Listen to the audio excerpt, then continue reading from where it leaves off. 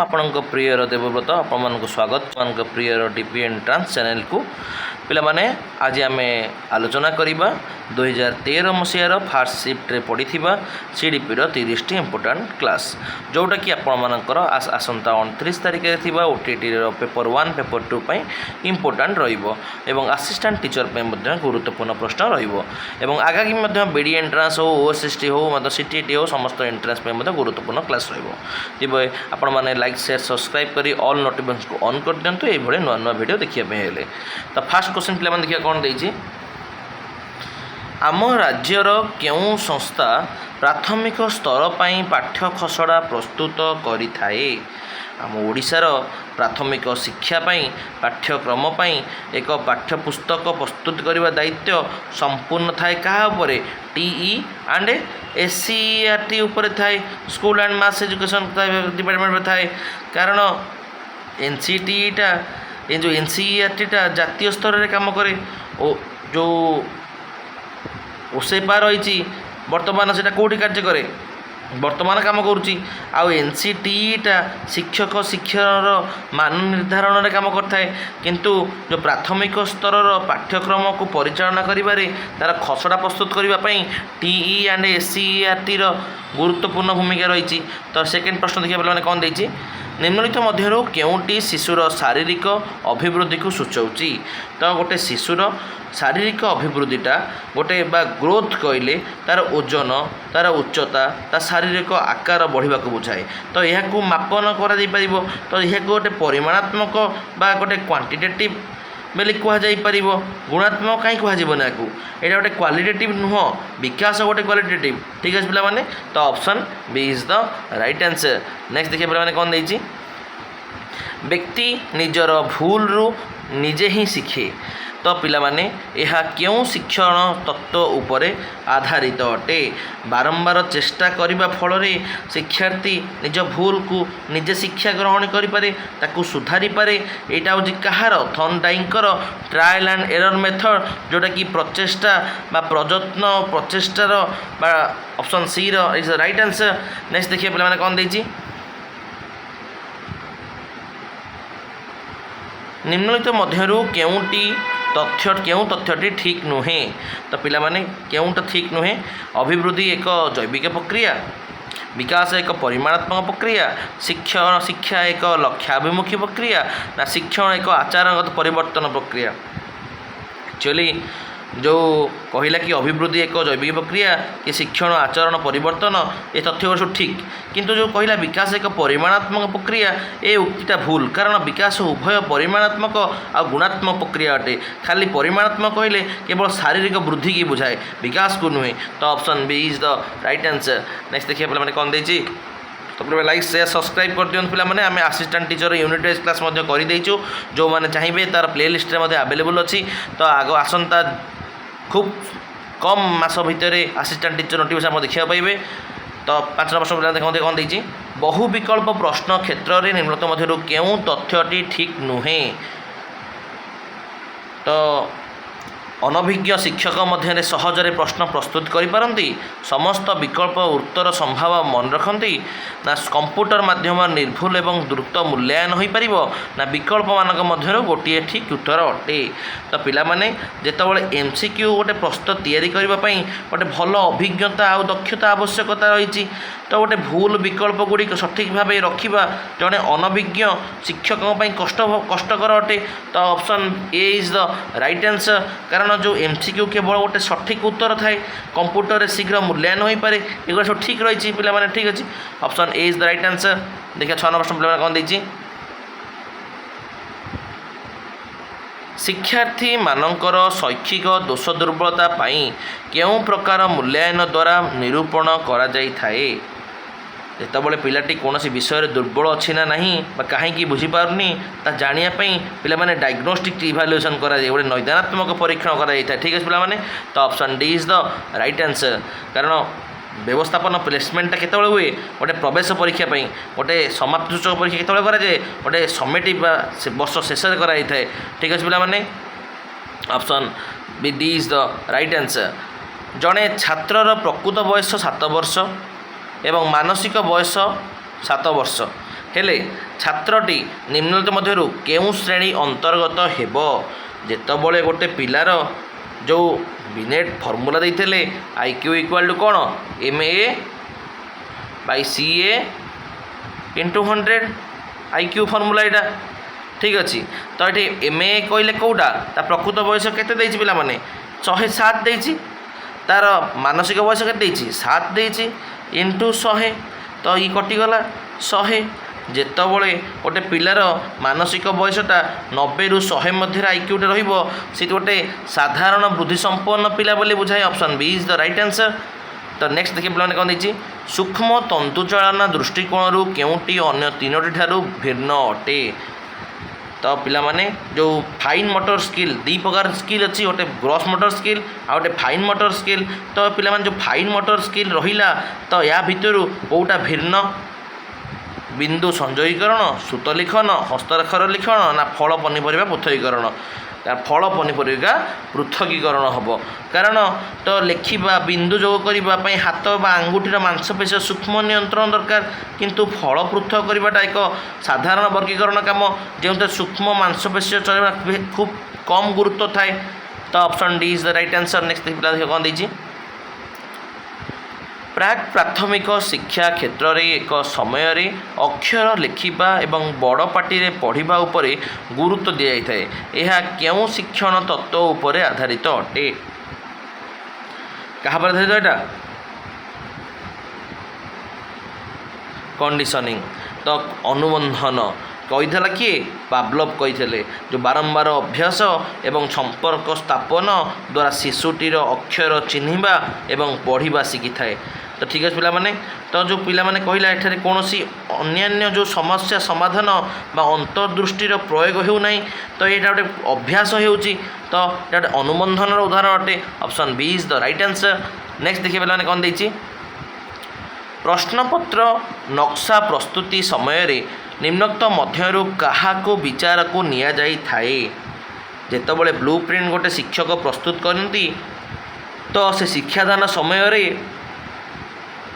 ତାର କ'ଣ କରିବ ତା ପ୍ରସଙ୍ଗ ତାର ଉଦ୍ଦେଶ୍ୟ ତା ପ୍ରଶ୍ନ ପ୍ରକାରକୁ ଗୁରୁତ୍ୱ ଦିଆଯାଇଥାଏ କିନ୍ତୁ ଶିକ୍ଷାଦାନ ପାଇଁ କେତେ ସମୟ ଲାଗିବ ତାହା ପରୀକ୍ଷା ପ୍ରଶ୍ନପତ୍ର ଢାଞ୍ଚା ଉପରେ ନିର୍ଭର କରେ ନାହିଁ। ଠିକ୍ ଅଛି ପିଲାମାନେ option D is the right answer. Next ଦେଖିବା ପିଲାମାନେ କ'ଣ ଦେଇଛି 11 ପ୍ରଶ୍ନ ମନୋବିଜ୍ଞାନ ହେଉଛି ଏକ ଡ୍ୟାସ୍। ମନୋବିଜ୍ଞାନ ପିଲାମାନେ ଗୋଟେ କ'ଣ ଆତ୍ମ ସମ୍ପର୍କୀୟ ବିଜ୍ଞାନ ନା ମନ ସମ୍ପର୍କୀୟ ବିଜ୍ଞାନ ନା ଚେତନା ସମ୍ପର୍କୀୟ ବିଜ୍ଞାନ ନା ଆଚରଣ ସମ୍ପର୍କୀୟ ବିଜ୍ଞାନ? କାରଣ ଆଚରଣ ସମ୍ପର୍କୀୟ ବିଜ୍ଞାନ option D is the right answer. କାରଣ ଯେଉଁ ଆଧୁନିକ ଯୁଗରେ ମନୋବିଜ୍ଞାନକୁ କେବଳ ଆତ୍ମା ବା ମନର ବିଜ୍ଞାନ ନୁହେଁ ବରଂ ଆଚରଣର ବିଜ୍ଞାନ ବା କୁହାଯାଇଛି ସାଇନ୍ସ ଅଫ୍ ବିହେଭିଅର ବୋଲି କୁହାଯାଏ କାରଣ ଆଚରଣ ଗୁଡ଼ିକୁ ହିଁ ପ୍ରତ୍ୟକ୍ଷ ଭାବେ ପର୍ଯ୍ୟବେକ୍ଷଣ ଓ ମାପ କରାଯାଇପାରିଥାଏ। ଠିକ୍ ଅଛି option D is the right answer. Next ଦେଖିବା 12 ପ୍ରଶ୍ନ ପିଲାମାନେ କ'ଣ ଦେଇଛି କେଉଁଟି ଅଭିପ୍ରେରଣାରେ ଏକ ଉପାଦାନ ନୁହେଁ? ପିଲାମାନେ ନୁହେଁ ଦେଇଛି ହେଲା କେଉଁଟା ପୁରସ୍କାର ହେଉ କି ପ୍ରୋତ୍ସାହନ ହେଉ କି ପ୍ରଶଂସା ହେଉ ଗୋଟେ ବାହ୍ୟ ଅଭିପ୍ରେରଣା ଉଦାହରଣ ଅଟେ କିନ୍ତୁ ଯେଉଁ ଅଭ୍ୟାସୀକରଣ ଏକ ଶିକ୍ଷା ପ୍ରକ୍ରିୟା ଗୋଟେ ଅଭିପ୍ରେରଣାର ଉପାଦାନ ନୁହେଁ। ଠିକ୍ ଅଛି ପିଲାମାନେ option D is the right answer. Next ଦେଖିବା ପିଲାମାନେ କ'ଣ ଦେଇଛି 2 ଓ 6 ବର୍ଷ ପର୍ଯ୍ୟନ୍ତ ଅବସ୍ଥାକୁ କ'ଣ କୁହାଯାଏ? କ'ଣ କୁହାଯାଏ ଏଇଟା 2ରୁ 6 ବର୍ଷ ପିଲାମାନଙ୍କୁ ପ୍ରାକ୍ ବାଲ୍ୟ ଅବସ୍ଥା ବୋଲି କୁହାଯାଏ। ଏହି ସମୟରେ ପିଲାମାନେ କ'ଣ କରନ୍ତି ଖେଳ ଏବଂ ସାମାଜିକରଣ ଶିଖିଥାନ୍ତି। ଠିକ୍ ଅଛି ପିଲାମାନେ ତ ଏକୁ option C is the right answer. ପ୍ରାକ୍ ବାଲ୍ୟ ଅବସ୍ଥା ବୋଲି କୁହାଯାଏ। ନେକ୍ସଟ ଦେଖିବା ପିଲାମାନେ କ'ଣ ଦେଇଛି ନିମ୍ନଲିଖିତ ମଧ୍ୟରୁ କେଉଁ ପଦ୍ଧତି ଦ୍ୱାରା ଶିକ୍ଷକ ଶିକ୍ଷାର୍ଥୀମାନଙ୍କର ଗୋଷ୍ଠୀଗତ ଆଚରଣ ଅଧ୍ୟୟନ କରିଥାନ୍ତି?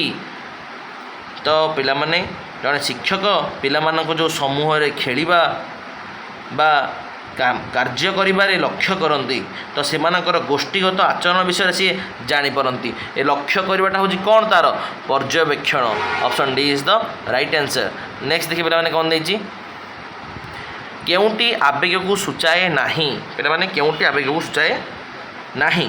ଆବେଗ କହିଲେ କ'ଣ ଆନନ୍ଦ ଦୁଃଖ କୌତୁହଳ ଏ ଗୋଟେ ଆନନ୍ଦ ସରି ଆବେଗ କିନ୍ତୁ ଯେଉଁ ସହିଷ୍ଣୁତା କହିଲା ସହିଷ୍ଣୁତା ହେଉଛି ଗୋଟେ ବ୍ୟକ୍ତିଗତ ଗୁଣ ବା ମୂଲ୍ୟବୋଧ ଏଇଟା ଗୋଟେ ଆବେଗ ନୁହଁ option D is the right answer ପିଲାମାନେ ଲାଇକ୍ ସେୟାର ସବସ୍କ୍ରାଇବ୍ କରିଦିଅନ୍ତୁ ପିଲାମାନେ ଆମେ ଏଇଭଳି ୟୁନିଟ୍ ୱାଇଜ୍ କ୍ଲାସ୍ କରିଚାଲିଛୁ ଏବଂ ଏଇଭଳି ପ୍ରିଭିୟସ୍ ଇୟର୍ କ୍ଲାସ୍ କରିଚାଲିବୁ ମଧ୍ୟ ଆଗକୁ ଶିଶୁ ନିଜେ ନ ଖେଳି ଅନ୍ୟର ଖେଳି ଦେଖି ଆନନ୍ଦ ଉପଭୋଗ କରିବାକୁ କେଉଁ ପ୍ରକାର କ୍ରୀଡ଼ା ବୋଲି କୁହାଯାଇଥାଏ ଯେତେବେଳେ ଗୋଟେ ଶିଶୁ ଶାରୀରିକ ଭାବେ ଅଂଶଗ୍ରହଣ ନ କରି କେବଳ ଦେଖିକି ଆନନ୍ଦ ପାଏ ତାକୁ କ'ଣ କୁହାଯିବ ପ୍ୟାସିଭ୍ ପ୍ଲେ ବୋଲି କୁହାଯିବ ଗୋଟେ ନିଷ୍କ୍ରିୟ ଖେଳ ବୋଲି କୁହାଯିବ ସକ୍ରିୟ ଅଂଶଗ୍ରହଣ ତାର କଲା ନାହିଁ ମୁକ୍ତ ନୁହଁ ନିୟନ୍ତ୍ରିତ ନୁହଁ ଏଇଟା ନିଷ୍କ୍ରିୟ ଖାଲି ବସିକି ଅନ୍ୟ ହସିଲା ଫାଇଦା କ'ଣ ତାର ତ କେଉଁଟି ବୌଦ୍ଧିକ ବିକାଶର ଉପାଦାନ ନୁହେଁ ତ ଏଇ ଯେଉଁ ବୌଦ୍ଧିକ ବିକାଶ କହିଲା ତ ଏଇ ଯେଉଁ ଜିନିଷଟା କ'ଣ ସୃଜନ ଶକ୍ତି ହେଉ କି ଚିନ୍ତା ହେଉ କି କଳ୍ପନା ହେଉ ଏ ହେଉଛି ଗୋଟେ ମଣିଷ ସମ୍ପର୍କିତ ବା କଗ୍ନିଟିଭ୍ ଡୋମେନ୍ କିନ୍ତୁ ଯେଉଁ ସହନ ଶକ୍ତି କହିଲା ସେ ସହନ ଶକ୍ତିଟା ଆକ୍ଚୁଆଲି ମୁଖ୍ୟତଃ ଗୋଟେ ଶାରୀରିକ ଦକ୍ଷତା ଜଡ଼ିତ ତା ଗୋଟେ କଗ୍ନିଟିଭ୍ ଡୋମେନ୍ ମସ୍ତିଷ୍କ ସମ୍ପର୍କିତ କାମ ନୁହେଁ ତ option B is the right answer next ଦେଖିବା ପିଲାମାନେ କ'ଣ ଦେଇଛି ମନର ବିଶ୍ଳେଷଣାତ୍ମକ ଓ ସଂଶ୍ଳେଷଣାତ୍ମକ ସାମର୍ଥ୍ୟକୁ ବୃଦ୍ଧି କୁହାଯାଏ ଏହା କାହାର ପ୍ରବର୍ତ୍ତକ କିଏ ତ ମନର ବିଶ୍ଳେଷଣାତ୍ମକ ଓ ସଂଶ୍ଳେଷଣାତ୍ମକ ସାମର୍ଥ୍ୟକୁ ବୃଦ୍ଧି କହନ୍ତି ଏହାକୁ କି କହନ୍ତି ଟର୍ମ୍ୟାନ୍ କହିଛନ୍ତି ଏହା ଏକ ପ୍ରତ୍ୟକ୍ଷ ସଂଜ୍ଞା ଠିକ୍ ଅଛି ଯାହାକୁ ଲୁଇସ୍ ଟର୍ମ୍ୟାନ୍ କହିଥିଲେ ଠିକ୍ ଅଛି ପିଲାମାନେ ନେକ୍ସଟ ଦେଖିବା ପିଲାମାନେ କ'ଣ ଦେଇଛି 19 ପ୍ରଶ୍ନ ନିମ୍ନଲିଖିତ ମଧ୍ୟରୁ କେଉଁଟି ଶ୍ରେଣୀର ଶିକ୍ଷାର୍ଥୀ ସ୍ୱତନ୍ତ୍ର ଗୋଷ୍ଠୀ ଶ୍ରେଣୀରେ ଅନ୍ତର୍ଭୁକ୍ତ ନୁହନ୍ତି ତ ସ୍ୱତନ୍ତ୍ର ଶିକ୍ଷଣ କହିଲେ କ'ଣ ଯେଉଁ ସ୍ପେଶିଆଲ ନିଡ୍ ଯାହାର ରହିଛି ତ ଗୋଟେ ମନ୍ଥର କିମ୍ବା ଅନଗ୍ରସର କିମ୍ବା ପ୍ରତିଭାଶାଳୀ ଏସବୁ କ'ଣ ଗୋଟେ ସ୍ୱତନ୍ତ୍ର ଗୋଷ୍ଠୀ ବୋଲି କୁହାଯିବ କିନ୍ତୁ ସାଧାରଣ ଯେଉଁଟା ଅପସନ୍ ସିରେ ଦେଲା ଏଇଟା ଗୋଟେ କ'ଣ କମନ୍ ଜିନିଷ ଏଥିରେ କୌଣସି ସେମିତି କିଛି ବିଶେଷ ଜିନିଷ ନଥାଏ ତ ନିମ୍ନୋକ୍ତ ମଧ୍ୟରୁ କେଉଁଟି ନେକ୍ସଟ ଦେଖିବା ପିଲାମାନେ କ'ଣ ଦେଇଛି ନିମ୍ନୋକ୍ତ ମଧ୍ୟରୁ କେଉଁଟି ପାଠ୍ୟ ଉପକରଣ ବ୍ୟବହାରର ଏକ ଉପଯୋଗିତା ନୁହେଁ ତ ପିଲାମାନେ ଯେଉଁ ପାଠ୍ୟ ଉପକରଣ ରହିଲା ବା ଯେଉଁ TLM ରହିଲା ଟିଚିଂ ଲର୍ଣ୍ଣିଂ ମ୍ୟାଟେରିଆଲ ସେଇଟା ମୁଖ୍ୟତଃ ଶିକ୍ଷାର୍ଥୀଙ୍କୁ ସହଜରେ ବୁଝାଇବା ପାଇଁ ବ୍ୟବହାର ହୁଏ ଏହା ଶିକ୍ଷକଙ୍କର ଜ୍ଞାନ ବଢ଼ାଇବା ପାଇଁ ଉଦ୍ଦିଷ୍ଟ ନୁହେଁ ତ option A is the right answer କାରଣ ବାକି ତକ ସବୁ ଦେଲା ଯେଉଁ ଶିକ୍ଷଣ ପ୍ରକ୍ରିୟାକୁ ସହଜ କରିବା କି ଶିଶୁର ପାଠ୍ୟବସ୍ତୁ ଅତି ଆଗ୍ରହ ସୃଷ୍ଟି କରିବା କି ତା ସମ୍ବନ୍ଧରେ ବାସ୍ତବ ଜ୍ଞାନ ଦେବା ଏଇଟା ଗୋଟେ ପାଠ୍ୟ ଉପକରଣ ବା TLMର ଏକ ଉପଯୋଗିତା ଅଟେ ଠିକ୍ ଅଛି ପିଲାମାନେ option B A is the right answer next ଦେଖିବା ପିଲାମାନେ କ'ଣ ଦେଇଛି 21 ପ୍ରଶ୍ନ ଦୃଶ୍ୟ ଶ୍ରାବ୍ୟ ଉପକରଣ ବ୍ୟବହାର ଦ୍ୱାରା ନିମ୍ନୋକ୍ତ ମଧ୍ୟରୁ କେଉଁଠି ସାଧିତ ହୋଇଥାଏ ତ ଯେଉଁ ଅଡ଼ିଓ ଭିଜୁଆଲ ଏଡ୍ କହିଲା ବା ଦେଖିବା ଶୁଣିବା ମାଧ୍ୟମରେ ଯେଉଁ ସମନ୍ୱୟ ସ୍ଥାପନା କରିବା ଦ୍ୱାରା ହିଁ ଗୋଟେ ଶିଶୁ ଏକା ସାଙ୍ଗେ ଦେଖେ ଶୁଣେ ଯାହାଫଳରେ ତା'ର ଶିକ୍ଷଣ ଏକ ଅଧିକ ସ୍ଥାୟୀ ହୋଇଥାଏ ଠିକ୍ ଅଛି ଗୋଟେ ପ୍ରୋଜେକ୍ଟେଡ୍ ଗୋଟେ ଦେଖିବା ତାକୁ ଗୋଟେ ପିଲାଟା ଯେତେବେଳେ ଭିଜୁଆଲାଇଜ୍ କରିପାରିବ ସେ ଶୁଣିପାରିବ ଯାହାଫଳରେ ତା ମନରେ ସେଥିପ୍ରତି ଗୋଟେ ଭାବନା ଆସିବ ଯେଉଁଟାକି ତା'ର ଲଙ୍ଗ୍ ଲାଷ୍ଟିଂ ରହିବ ଠିକ୍ ଅଛି ପିଲାମାନେ ନେକ୍ସଟ ଦେଖିବା 22 ବର୍ଷ ପିଲାମାନେ କ'ଣ ଦେଇଛି କେଉଁଟି ପାରଦର୍ଶିତା ଶିକ୍ଷଣର ଏକ ଉପାଦାନ ନୁହେଁ ପିଲାମାନେ ନୁହେଁ ଦେଇଛି ହେଲା ତ ପିଲାମାନେ ଯେଉଁ ପାରଦର୍ଶିତା ରହିଛି ବା ମାଷ୍ଟରୀ ଲର୍ଣ୍ଣିଂ ରହିଛି ଏଇଟା ଗୋଟେ କ'ଣ ବ୍ୟକ୍ତିର ଶିକ୍ଷଣ ଉପରେ ବେଶୀ ଗୁରୁତ୍ୱ ଦେଇଥାଏ କିନ୍ତୁ ଯେଉଁ ବିକଳ୍ପ ଦେଲା ଶିଶୁ ଏହା ଗୋଟେ ଶିଶୁକେନ୍ଦ୍ରିକ କାର୍ଯ୍ୟର ଅଂଶ ଅଟେ କିମ୍ବା ଏଟାର ପାଠ୍ୟପୁସ୍ତକର ବ୍ୟବହାର ହୁଏ ନା ଏଇଟା ଗୋଟେ ଦଳଗତ ଶିକ୍ଷାଦାନ ଅଟେ ଏଇଟା ହେବ ନାହିଁ କିନ୍ତୁ ଏଇଟା ଗୋଟେ ଦଳଗତ ଶିକ୍ଷାଦାନ ହିଁ ହେବ କାରଣ ବାକି ବିକଳ୍ପ ତ କୌଣସି ହେବ ନାହିଁ option D is the right answer ଏଇଟା ଅଲରେଡ଼ି ଭୁଲ ମାରିଛି ହେଲା ଜଣେ ଛାତ୍ର ଗୃହକାର୍ଯ୍ୟ କରିବା ବେଳେ ଗୋଟିଏ ଗଣିତ ପ୍ରଶ୍ନ ଠିକ୍ ସମାଧାନ କରି ବେଶ୍ ଆନନ୍ଦ ପାଇଲା ପରବର୍ତ୍ତୀ ପ୍ରଶ୍ନ ସମାଧାନ କରିବା ପାଇଁ ଆଗ୍ରହ ପ୍ରକାଶ କଲା ଏହା ଶିକ୍ଷଣର କେଉଁ ନିୟମ ଉପରେ ଆଧାରିତ ଯେତେବେଳେ ଗୋଟେ କାମର ପରିମାଣ ବା ଫଳାଫଳଟା ସନ୍ତୋଷଜନକ ହେବ ତେବେ ଶିକ୍ଷାର୍ଥୀ ସେହି କାମକୁ ପୁଣି କରିବାକୁ ଚାହିଁବ ଏଇଟା ଗୋଟେ କ'ଣ ଲ ଅଫ୍ ଇଫେକ୍ଟ ବା ଫଳାଫଳ ନିୟମ ଅଟେ option D is the right answer next ଦେଖିବା ପିଲାମାନେ କ'ଣ ଦେଇଛି ନିମ୍ନତମ ମଧ୍ୟରୁ କେଉଁଟି ଗୋଟେ ନିରବଚ୍ଛିନ୍ନ ସମ୍ବ୍ୟାପକ ମୂଲ୍ୟାୟନ ବା CCEର ପରିମାପନ କରାଯାଇଥାଏ? ତ ଯେଉଁ CCE କହିଲା ଏଇଟା ଗୋଟେ ପିଲାର ସାମଗ୍ରିକ ବିକାଶକୁ ବୁଝାଏ।